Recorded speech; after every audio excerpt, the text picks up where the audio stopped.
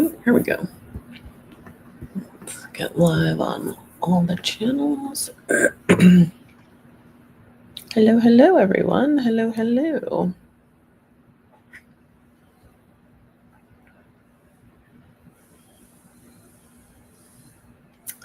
I think we're now officially live on everything. Hello, everyone. Happy Thursday. It is, it's like a little after 7. And I am Carol Williams with Williams Immigration, and I am the managing attorney at a boutique immigration law firm. And I work with families that are sponsoring green cards and citizenship. And I work with businesses and business owners to make sure that everybody in their organization has the right work authorization and that trailing spouses and children also have the right immigration status. Hello, Yathan. How are you? Hope I pronounced that. Why, Nathan? Hope I pronounced that correctly.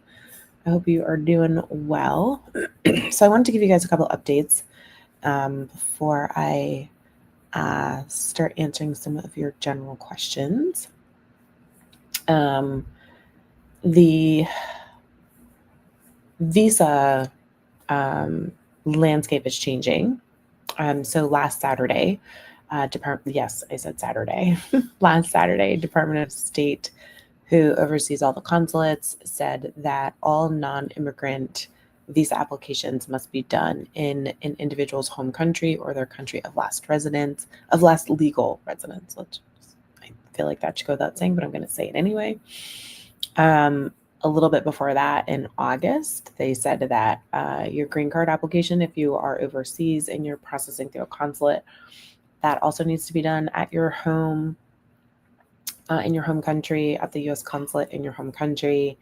And a little bit before that, they said that if you are used to applying for a non-immigrant visa and not having an interview because it may be the same kind of visa that you're just renewing, that is over, that most people will be called in for an interview. So those three things all together equal backlog, right? That's like very, very simple immigration math, like requiring everyone to go to their home country, requiring just about everyone to have an interview means backlogs. And this, while I always say that my crystal ball is a little slightly broken and tarnished, this is pretty clear because this is what was happening before. So we're actually going backward in terms of policy. So we've been here before. We've seen this before. We will have backlogs. It'll just be a matter of time of how long it is backlogged, how long it takes for it to become sort of severe and like really long and, really hard for people that don't have any patience like myself. So I wanted you guys to know that. And I see that we've got a question in here, so I will get to that question before, actually, let me set my timer because y'all, I have something I have to do tonight, so I can't stay on for a long time. But I did say I would come back on Thursday, so I wanted to make sure that I kept my word with you guys. So hold on one second while I set my timer. Okay. My wife withdrew my I-130 in the interview. Can we refile again? I think it really depends on why she withdrew it. Is there a hard and fast rule that it can't be withdrawn? Not to my knowledge, but you really want to see. I'd really want to know why it was withdrawn first. If this were a consul, I'd have a whole host of questions. But I think you really want to figure out why it was withdrawn. Is it something that you want to do again? And then legally, can it be done again? I don't see any issue with it being done again. I've definitely represented folks that their spouse has applied for them more than one time. And they've, it hasn't necessarily harmed the end application. Although in the case I'm thinking of, the end application was with a different spouse. Yeah, I think I'd want to know why, like what happened, what was said during the interview. Are there things that were said during the interview that would make it difficult to file a second application, even if you could file that second application? So it's just, unfortunately, it's not sort of a yes or no. And because I am an attorney, but I'm not your specific attorney, I can't give you legal advice, and I would never give you legal advice on social media. There's zero privacy. So yeah, I hope that's helpful, but I think that's more than sort of a yes or no, yes you can, no you can't issue. Let's see here. My mom's green card just expired, but her application for citizenship is in. What can we do now? Wait for the citizenship application to wind its way through the system. I don't know. Like, is there like a specific question? Because that's kind of the answer. It's just really just kind of wait for them to process your mom's citizenship application. Excuse me.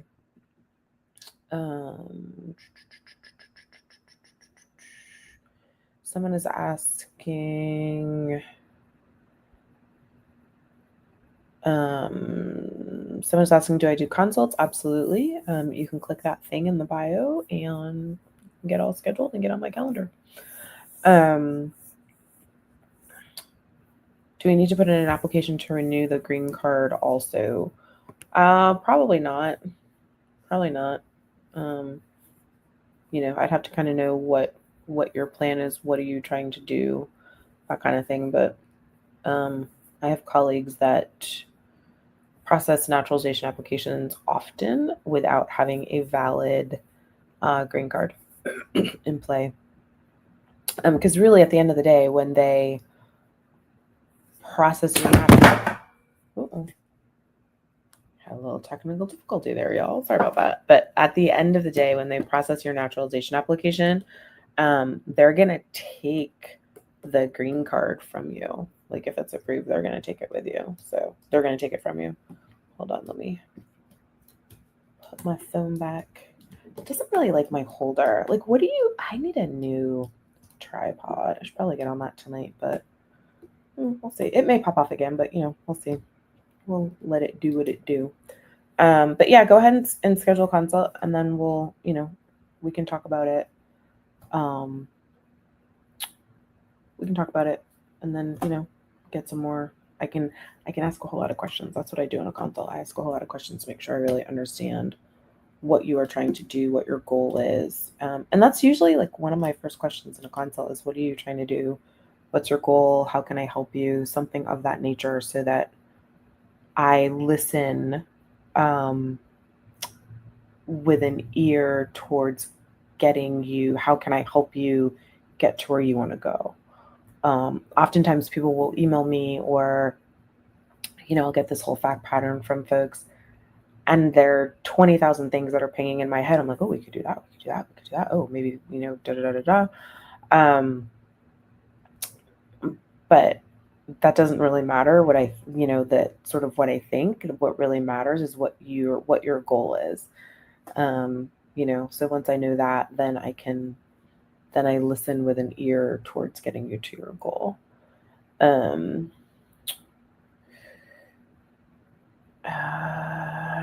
Hold on. I saw something else up here. I think it was like a part 2. In terms of refiling, I think it was the officer. You think the officer was pressing her? Officer said he thinks her parents didn't know about the marriage. That's really a consult question. Like that makes me think of more questions than really sort of general answers. But I will say this.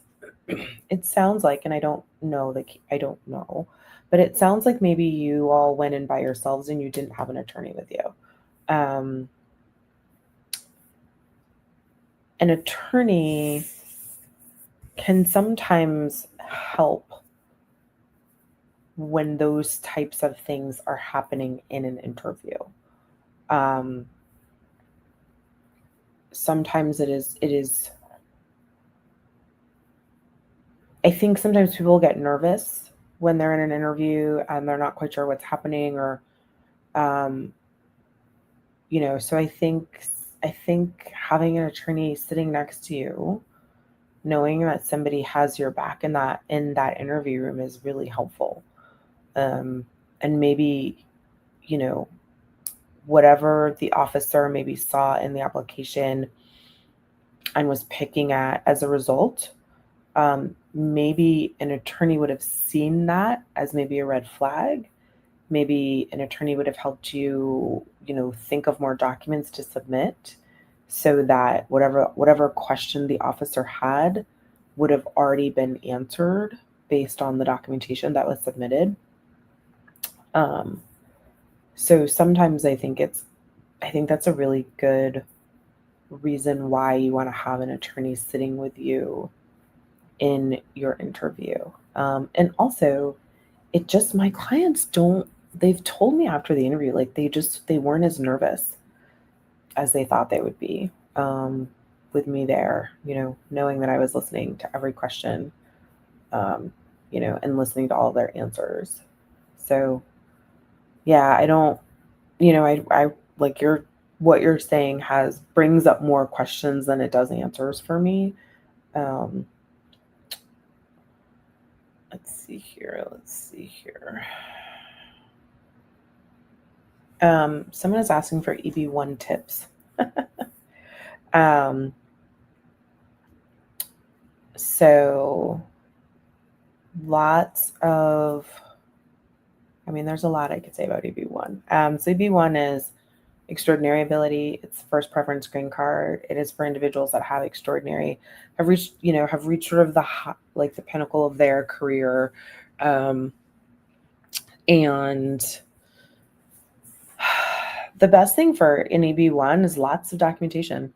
It doesn't matter what I think. It doesn't matter what you think. It doesn't matter what your parents think, your grandparents, your best friends, it doesn't matter. It matters what you can show. It matters the documents that you provide. Can you clearly articulate what it is that you do within your industry, why you are at the top of your industry? I think my phone is trying to jump ship again. Sorry.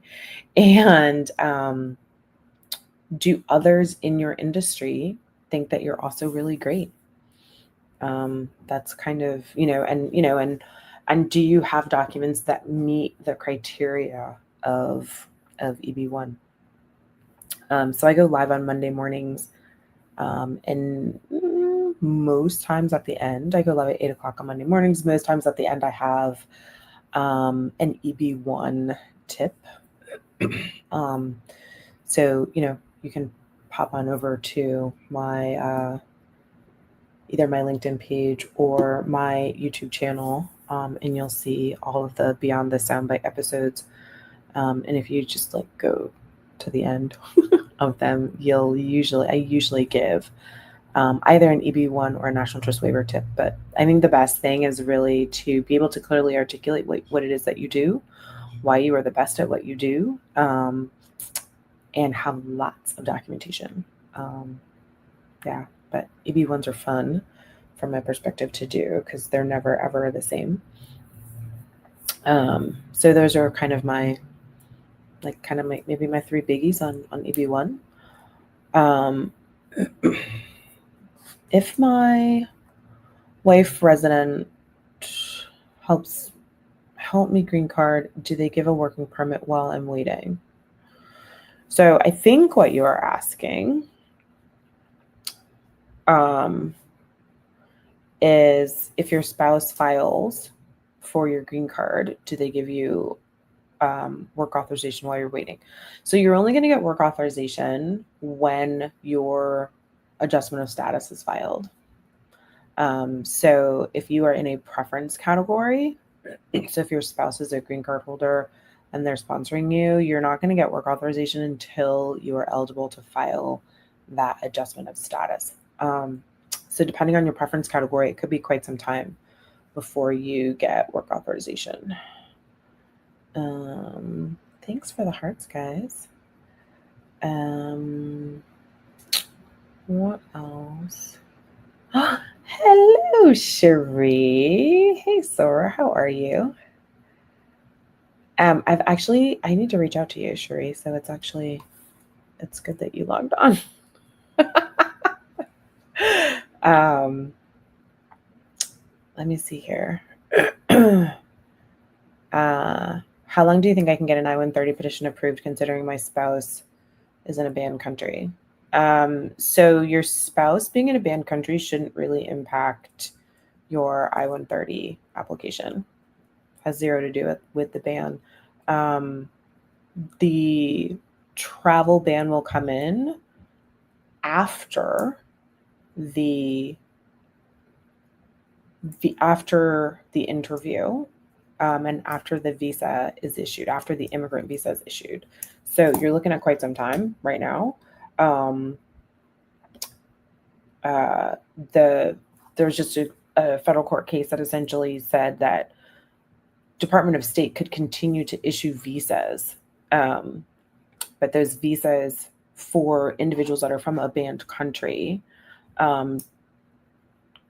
CBP, Customs and Border Protection, the folks that you see when you get to the airport, cannot admit you as assuming the ban is still happening at that time. As a practical matter, though, you're not going to get on the plane. The airlines are not going to let you get on the plane. They are a very little talked about piece of this puzzle. So the I-130 should get processed. If it's approved, it'll go out to NVC. NVC will, when your priority date is eligible, they'll start asking you to get documents and all the things. They'll work with the consulate. I don't know what preference category you're in, but hopefully at that point, then, maybe the ban is over at that point, and then you will get the visa and your spouse will be able to come in. So if the ban is still happening, this is what I was telling someone the other day, you might actually not want them to process that visa at the consulate. Because if the visa is only going to be valid for, 3 months, 6 weeks, whatever, and there's no end in sight to that ban, that's kind of a wasted visa. Then we are going to have to figure out how to get the consulate to reissue the visa. So it might be a better strategy to kind of continue to process your I-130, but hope that maybe the consulate does not prioritize processing that visa, because they know that if the ban is still happening, that you won't be able to use it. So we'll see. I don't know. We'll see. But the ban it should not impact the I-130.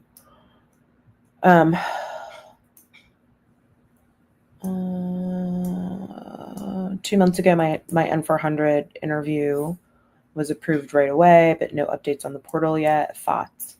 I love when people say thoughts to me. So I don't. So here are some thoughts.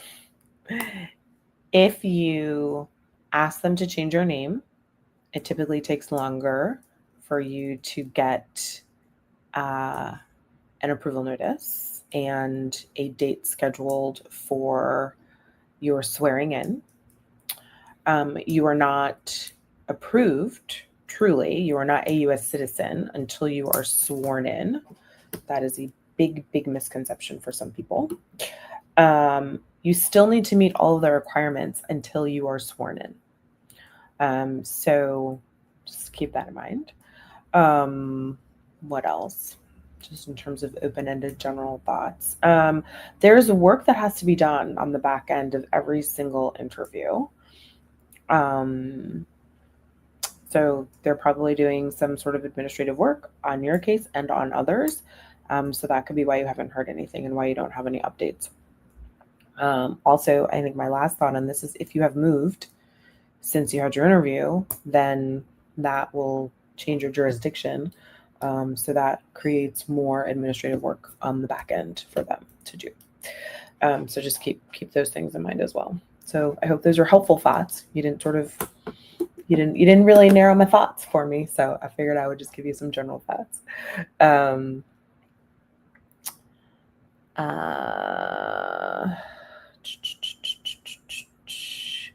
Miana, I hope I'm pronouncing that right. Miana Brand, thank you. I appreciate your kind words.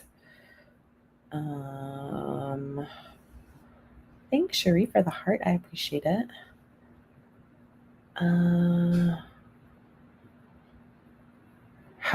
Someone's asking, this is a good question. How do I know what service center has my case?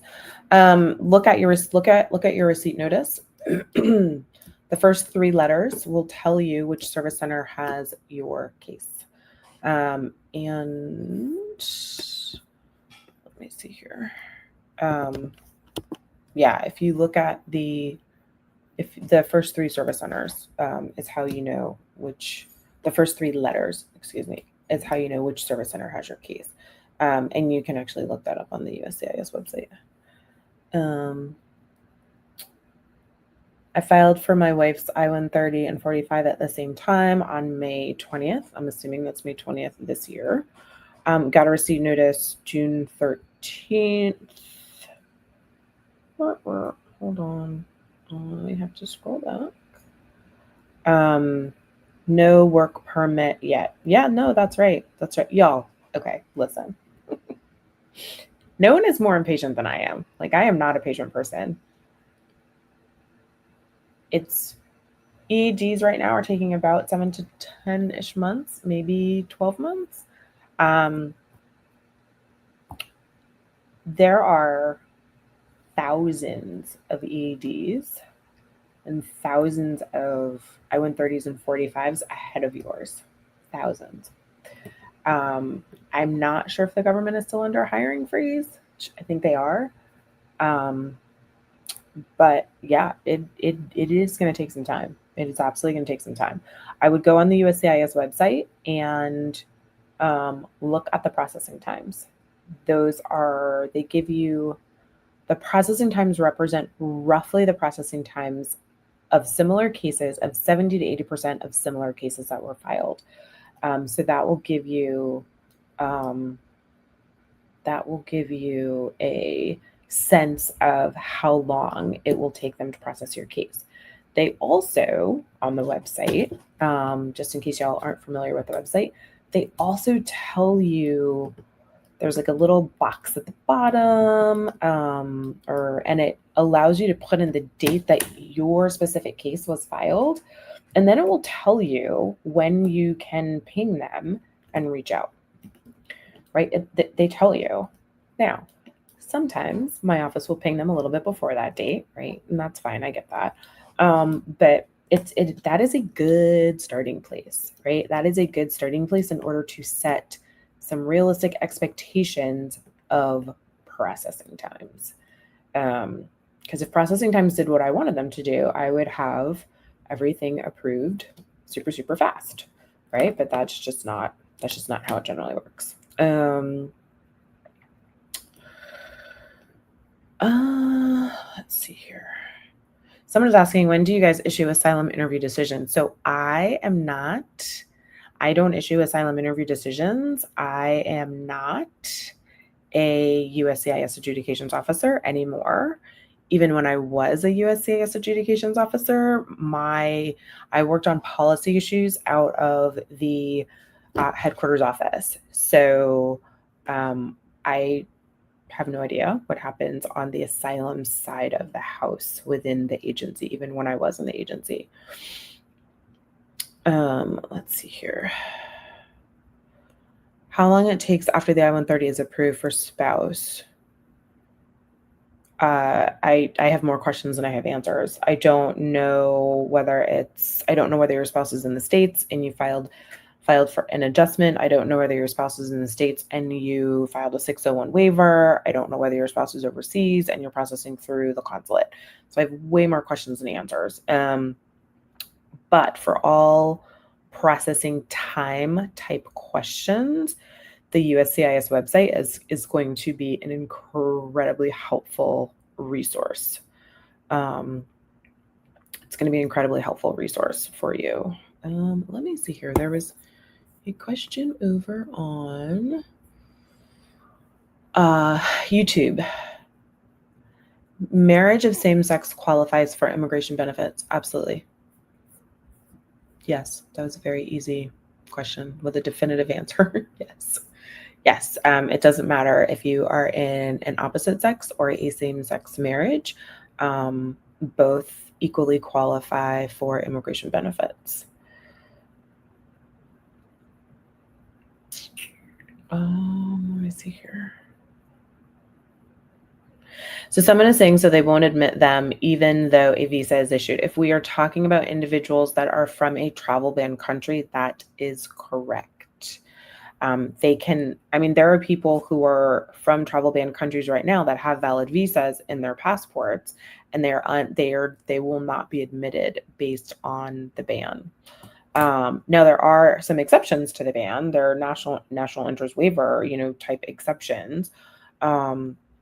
But that is absolutely correct. If there is, even if there is a valid visa in the passport, if they're from a country that is currently under, the travel ban, then they're not going to be able to enter. Let me see here.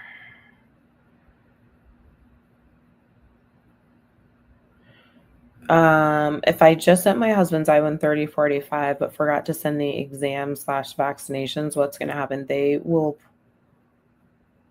Two things can happen. The medical report is now required for, I don't know, I think for most of COVID, it was not required during the initial filing. Now it is. So they will either reject the application, which means they'll send the entire application back to you, including your filing fees, give you a second chance to file everything correctly, or they will keep the application receipted in. And it's very possible they could simply deny it when they get to it because it doesn't have the medical, or if you get a nice officer, that officer could issue an RFE for it. So a couple different things that could happen. All right, you guys, I have a few more minutes before I have to log off. Okay, more questions. Is there any chance the ban will be lifted and/or exemptions to allow K1 or I-130 anytime soon? If I had an answer to that, I would be screaming it from the rooftops. I have no idea. I have no idea. I haven't heard anything. I haven't heard anything sort of changing the current status of the ban. I don't know.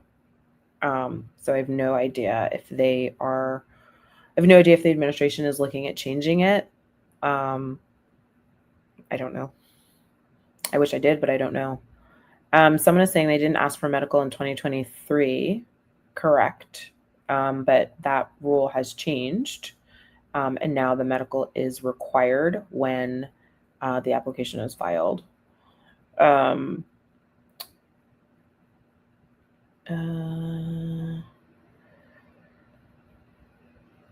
If in the past, if we have been arrested for driving with a suspended license due to not paying tickets, will this affect the case? He was 18, 19, now 24, father and husband working, right. Anyone with any criminal history should work with an attorney.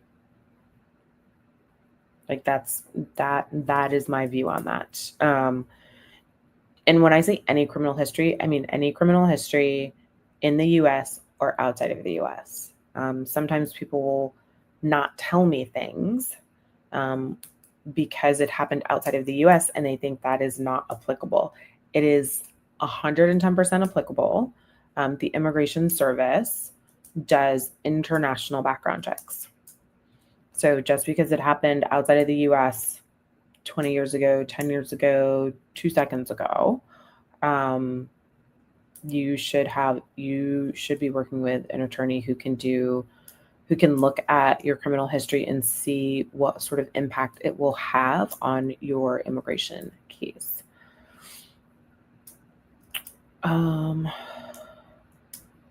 long to receive an interview date for an N400? I'm in Seattle. I don't know. I would look at the online. I would look at USCIS online. you've been waiting for 2 years. That seems sort of like a long time to me. But that said, I don't have a copy of your application. I haven't looked at it. I don't know if there are things that are lurking in your application that would cause it to be that long. I have for sure had people in the past who've said, "Oh my God, it's taking so long," and it has. But when I dig into the file, there are reasons why it's taking so long. So I don't, 2 years to me seems like it's taking a long time, but again, I don't have your application. I haven't looked at it. So I don't know if there are things that they are trying to sort through in your application. I would meet with an attorney and have them look through your application and see if there's anything that they think is lurking in there. And then come up with a strategy to see if they can get your case moving forward. And if there's, if it doesn't look like there's anything sort of lurking in there, maybe going to federal court might get the Immigration Service to move. I don't know. Those are strategy moves and strategy decisions that I make once I am chatting with somebody during a consult. They become my client. That's kind of when we have the mandamus conversations. What else do y'all got for me?